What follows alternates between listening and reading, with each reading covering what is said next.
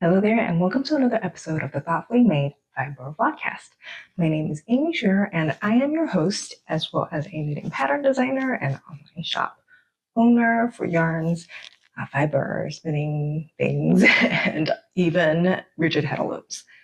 So I am so excited to be here today to share with you all the things that I have made in the first quarter of 2025. And it is a lot.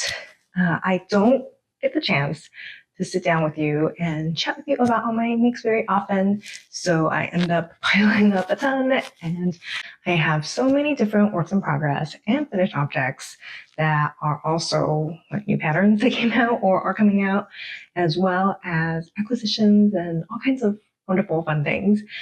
And in typical fashion, this particular episode has everything in it. It has knitting, it has spinning, it even has a little bit of weaving, and I can't wait to dive in with you.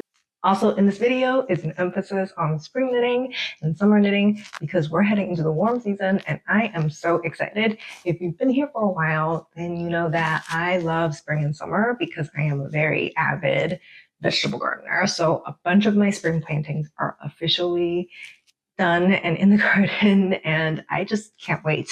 So that has given me big energy towards knitting for spring and summer as well.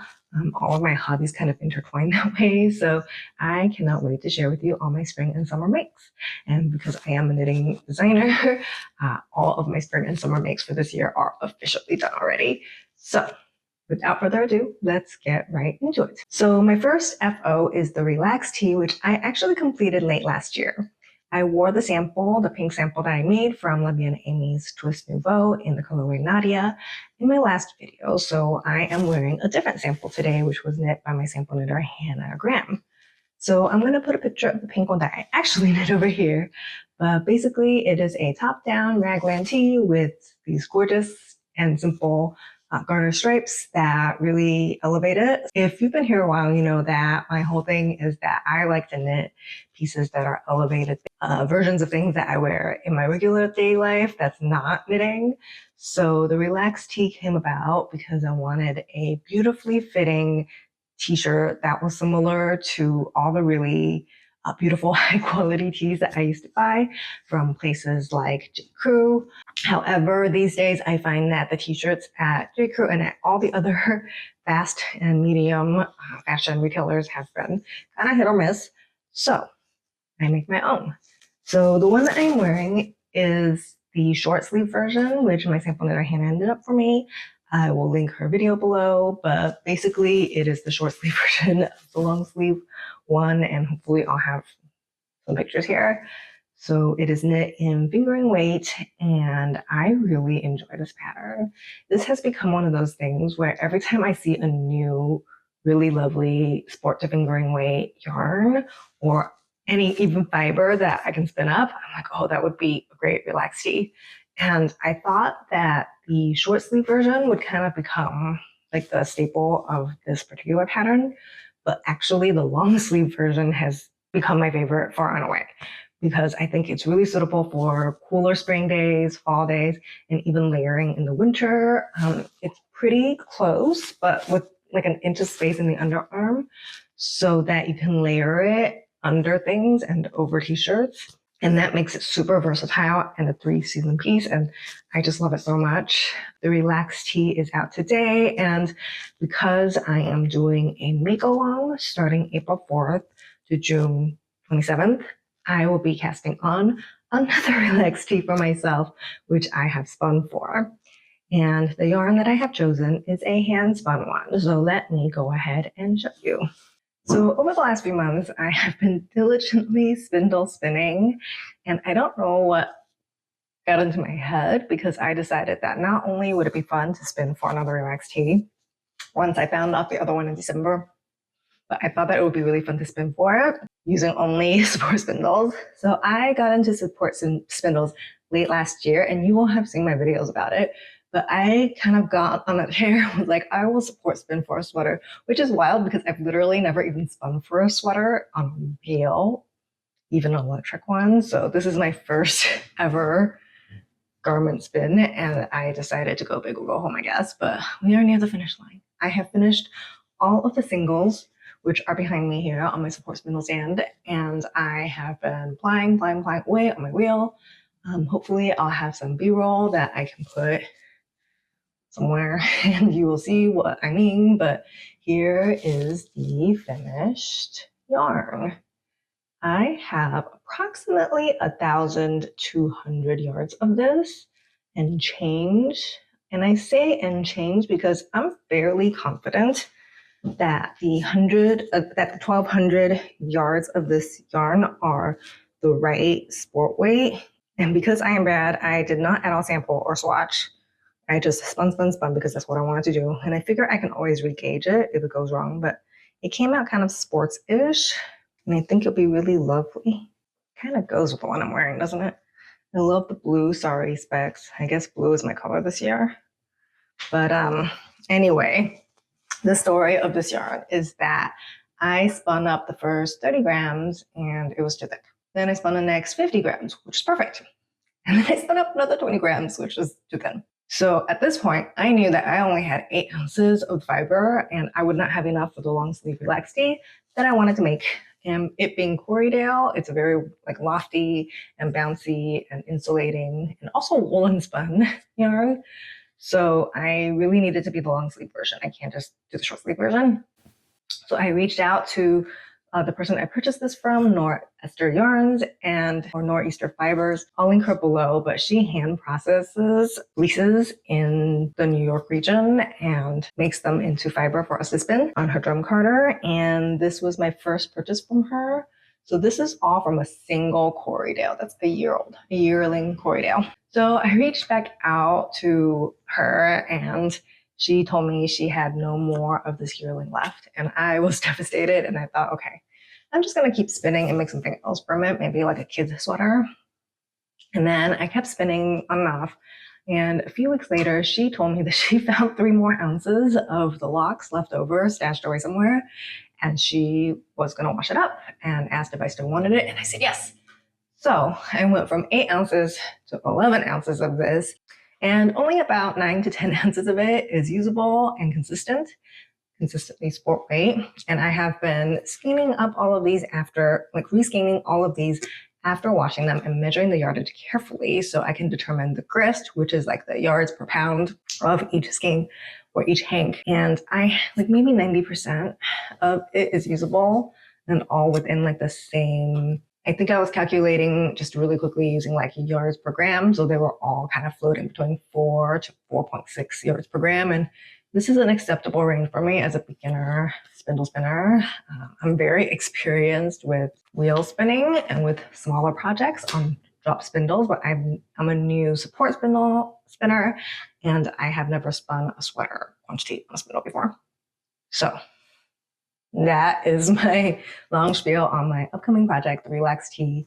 By the way, if you watch to the end, I will be sharing details on the Makealong that's starting on Friday. By the time you see it, it probably will have started. I don't want to be too salesy, and I know that this is like a whips and FOs video, so I don't want to spend the whole video talking about it. But basically, there's a Makealong. I will be knitting the Relax Tee if all goes well, and if the swatch goes well, hopefully it will.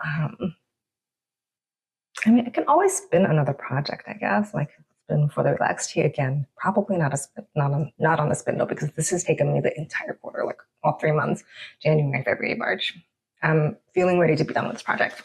And here is all the skeins I have so far. And I have one that's drying on the rack right now and one that's behind me in singles form that still needs to be fully plied.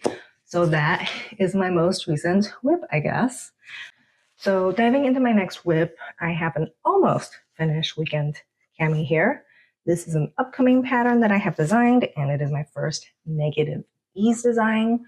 I actually didn't have time to finish this particular one, which is the only one that I have knit before I had to send it to tech editing, and I knew that I wouldn't finish. So I sent additional yarn to my sample knitter and friend, Gillian Bloomingdale, and she knit up this beautiful rust colored one for me, and I'll put pictures here while I talk about the details. But basically, this is the Cotton Lino base by the Wandering Flock, whose yarn we stocked in the shop. We don't have Cotton Lino yet for the year, but we will. And I wanted to showcase this gorgeous yarn by making a negative ease tank top out of it. And I think well fitting negative ease tank tops are kind of like the thing right now. I love wearing them myself from retail, and I just really wanted to design one. And because of the challenges of negative ease designing, I really got creative.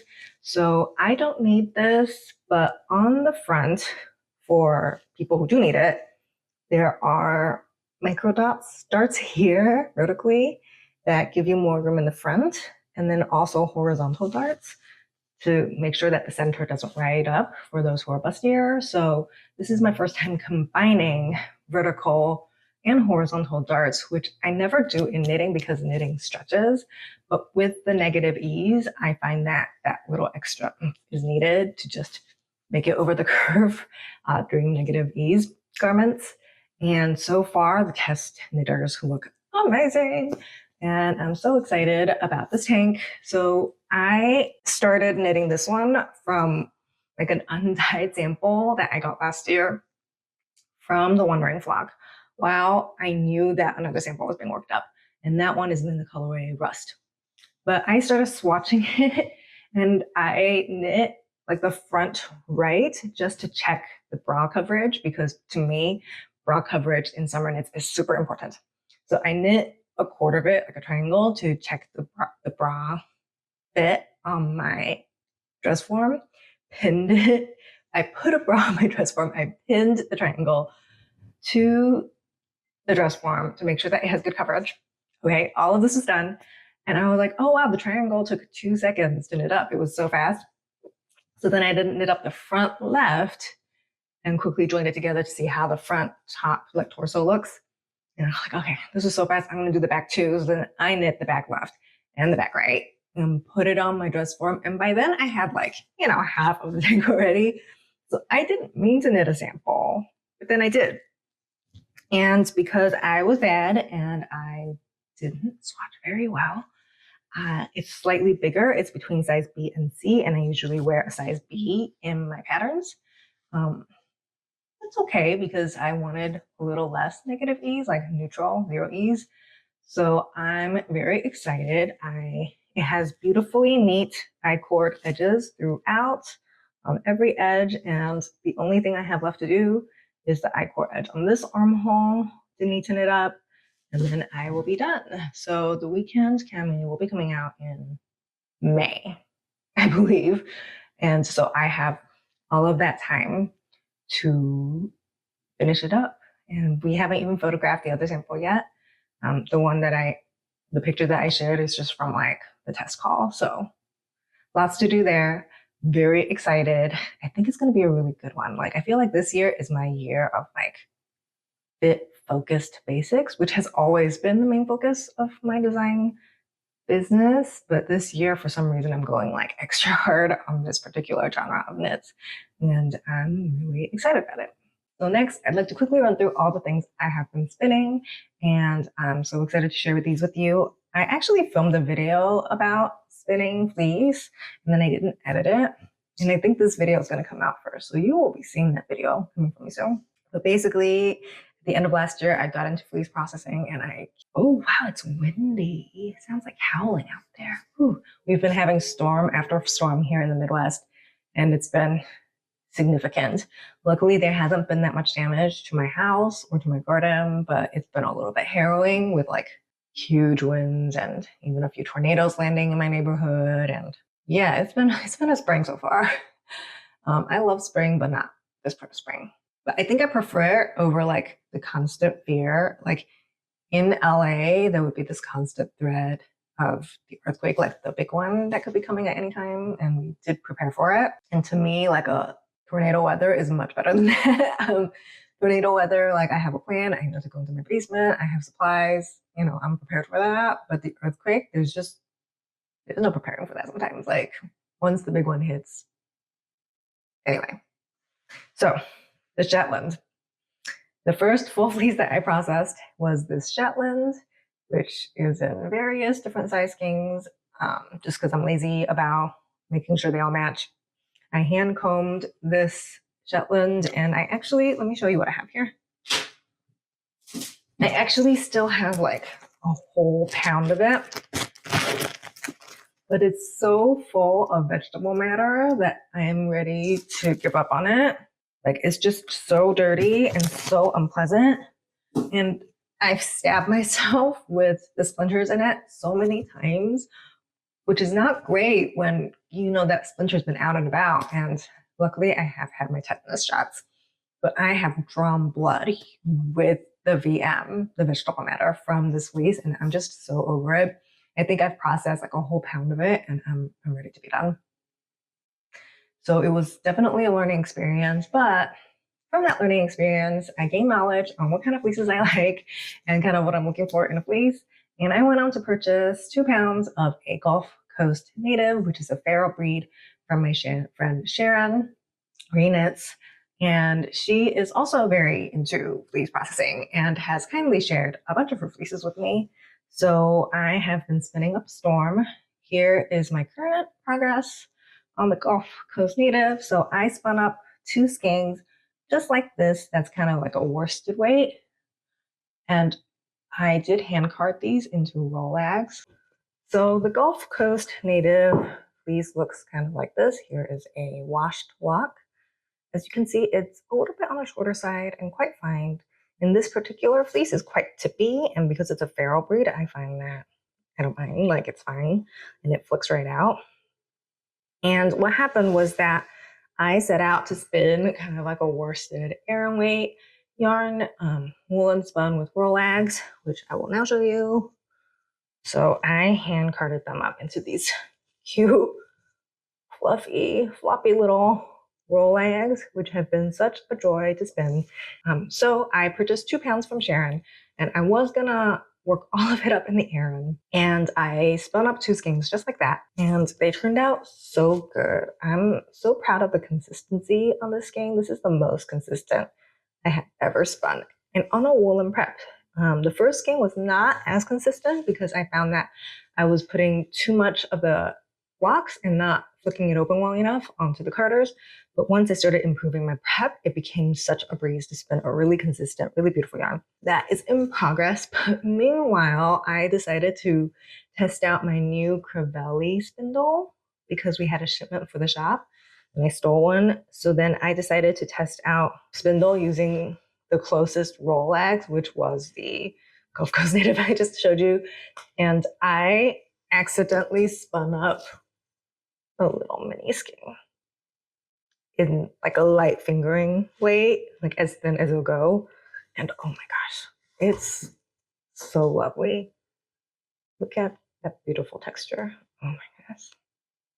This just makes me so happy. I really like this breed.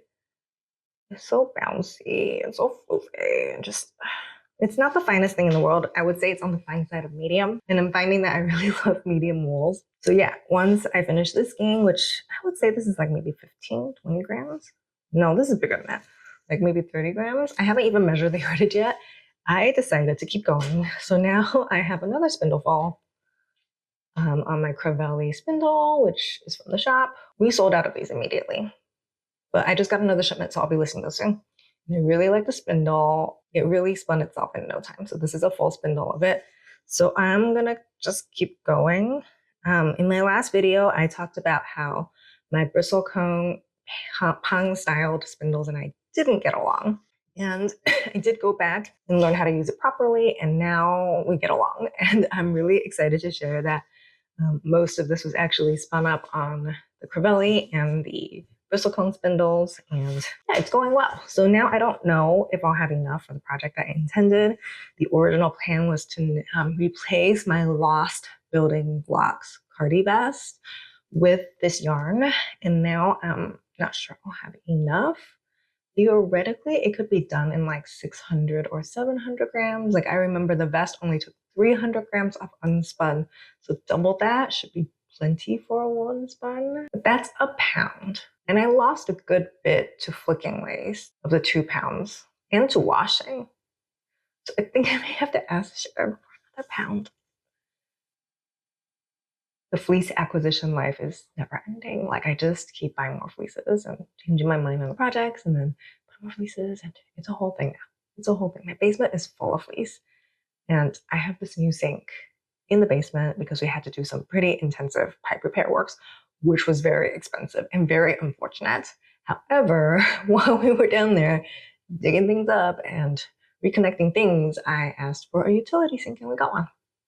So I've been scouring up a storm with my raw fleeces and very, very excited about what's to come in my spinning life, which is the fleece processing side, which I wasn't really into before, but now I'm fully on that train.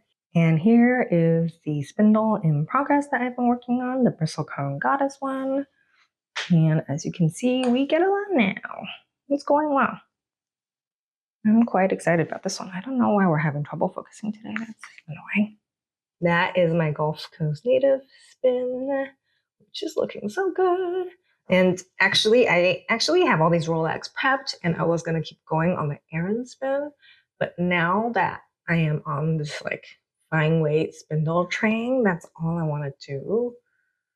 So that is becoming a problem. I don't know if I'm going to finish the Aran weight spin, but I really, really, really do want like a building blocks cardi vest in this chocolate brown because I lost my original sample shortly after I stole it from work. And I'm still really mad about that. And I really want one for my personal wardrobe. So hopefully that can still happen, but who knows?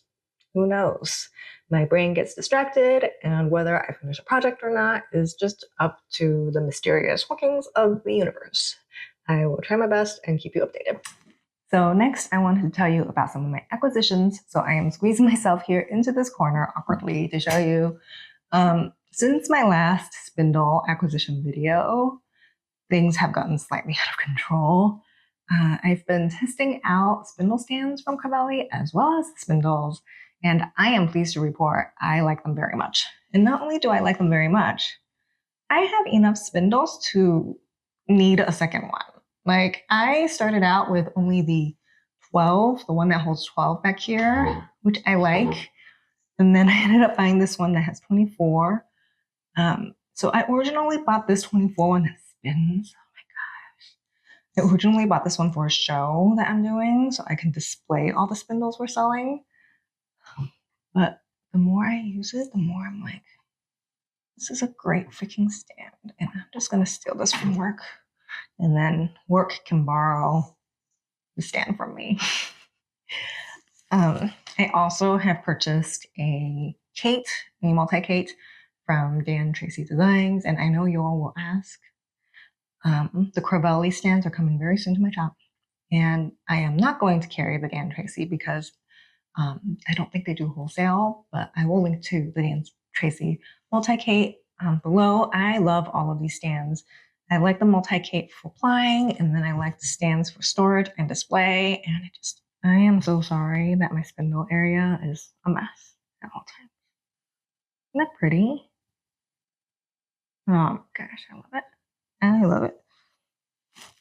I am sorry that it's a mess over here, but isn't that beautiful? Anyway, spindle stands coming soon. Okay, so while I'm over here by my spindles, let me show you another one of my spinning whips. This is a spinning whip that I've been working on that is from Inglenook Fibers. There are little sticklebats from them. And I forget what the fiber content is. It's like merino, poleward, stuff like that, with a lot of silk texture. And they come in these cute little nests that look like this with a lot of texture in them. So at first when I started spinning this into singles, I wasn't sure. It was kind of lumpy and bumpy, and I prefer a smooth bat.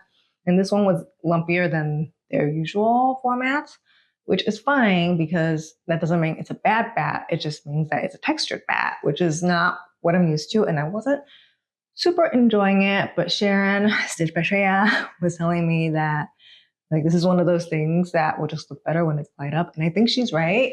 So as soon as I finished and filled my spindle up, I plied it up. And so this is my kind of like whip, half whip. And it's not been washed yet, but this is what it looks like.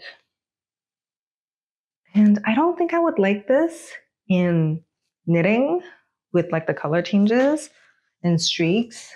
The blue just really pops, which is great and really beautiful, but I don't think I would like it in a knitted fabric. So I think this is going to become a woven something. And ever since I got my rigid Heddle loom, I have been weaving up a storm and using up all my Handspun. And I find that for hand-dyed, hand-spun things that are really variegated, I really, really enjoy it in the woven format. And I'm going to show you 2 FOs now that I have handspun and hand woven. So the first I have interfaced fully on the back because I'm going to make some bags with it, is this Woodland Woodworking one. So this is from their Advent. So the fiber is from the Woodland Woodworking Advent. So the fiber was from my Woodland Woodworking Advent from a couple of years ago, which I spun on my wheel. I did actually do that Advent, like as an Advent, one a day, and it was really fun. And for the longest time, I didn't know what to do with it. So after all these years, I'm really pleased that I was able to make something from it, and it's so beautiful. I love the color changes. I love the way that they play with each other. I had 6 mini skeins, I believe, of greens in various color, like various shades, and then 6 of the blues. And I decided to do a gamp of sorts with just these 2 colors. So I used all of the green in the warp and all of the blue in the weft to see how the colors play together. And I would say that it was very successful. I ended up running out of warp, which has happened twice now. I think the take up is more than I expect. So every time I plan one of these projects, I run out of warp for the weft that I have, which is a pity because I want to use up as much of my handspun yarn as possible. So I really need to do that better. So that is the first project that I finished on my new rigid Heddle loom, which I will link to in the description box, all the things from my shop. My second and recently finished project from my rigid Heddle loom is this piece. I used some stash Brooklyn Tweed Loft that I had for the warp, and you can see I haven't finished the edges yet. This literally just came off the loom like 2 days ago. And for the weft, I used more handspun yarn from Inglenook. And again, I ran out of warp. I just got into this blue part and immediately ran out of warp. And I have so much more of it, and I'm so frustrated about it. The yarn was originally in a big long gradient, and I think I took pictures of the bat too, so I'll put it here. But basically, I ran out of warp again. I had some tension issues with that warp, and I had to cut it off and retie it. And I lost this much of it in the process. And even with that much, I don't think I would have had enough warp. So I need to just plan for a lot more warp for my handspun projects. I think what's happening also is that I chronically underestimate yardage on my handspun. And then when I plan projects for it, I don't make a warp big enough for it. And in my rigid Heddle weaving journey so far, I'm really trying to use this rigid Heddle loom mainly to use up yarn that I already have instead of purchasing new yarn for these projects. So I'm piecing together random scraps and bits of yarn, and the yardage math has been really annoying. So I just need to use bigger chunks of yarn, I guess. Anyway, so those are my 2 projects for weaving. I'm very excited about them because I recently got into bag making, and I think these fabrics will be really lovely for making bags. And speaking of bag making, let me show you my most recent sewing finished object. This is the Sandhill Bag by Noodlehead, and I made it from some stash corduroy, like a wide wale corduroy, and purchased some hardware from woodwalk.com. So recently I started shopping for a fanny pack or a crossbody bag, and then I was like, why not make my own? And I had stash fabric, so I went ahead and made it. And so this bag was finished about 2 weeks ago, and I would not say that I'm a very strong bag maker. I've been sewing garments since I was in high school, so I'm pretty experienced with that, but bag making is like its own different thing. The fabrics are much thicker, and then you interface them. And you need a denim needle to sew through everything, and that makes going around these curves quite challenging because there's a lot of bulk, and going around those curves are really just easing things in there. And I found this to be moderately challenging, but very fun. And since finishing it, I have been primarily using it for ballet classes. So it's just big enough to fit my supplies, So this patterns, the finished bag, is just big enough to fit my ballet supplies. Like I have a chocolate bar in here and a mask, which I put in the little inside pocket. 2 masks apparently. And then I put my ballet slippers in the main compartment and my little foot rolling massage ball thing in there as well.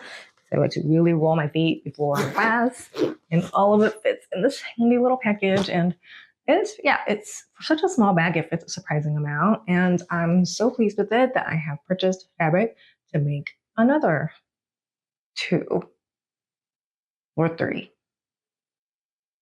I don't know. So once I finished the Sandhill bag, I felt like my mojo for bag making was like really on point. So I immediately dived into making, I believe this is called the paddle pouch. And my daughter has already run off with this, so I'm going to put a picture here. But it's a little pouch that I did not enjoy sewing because the curve was kind of paying for what you get out of it. And basically, my daughter keeps losing her hairpins and hair ties for ballet. Again, ballet. So I decided to make her a little pouch for them. And I used some Japanese canvas that has pasta shapes on it. It's so cute. And I actually bought this back in 2020 during the curse times, and I made many, many masks out of this canvas. And I still have maybe a quarter yard left over. So it's perfect for making little pouches. And I plan to make many more pasta pouches for my kids and myself to carry all our loose things, hairpins, notions, things like that. And even though I did not like sewing it, I will do it again because I already have the pattern, and it is not the fault of the pattern. Noodlehead Patterns I have found to be really reliable, which is why I chose them. And I really enjoyed both of these patterns. And I have many more bag making plans ahead. Okay, so I think that is everything I have to share with you today. I have so many more things that I've been working on that I'm very, oh my God, it's the mailman. Hold on.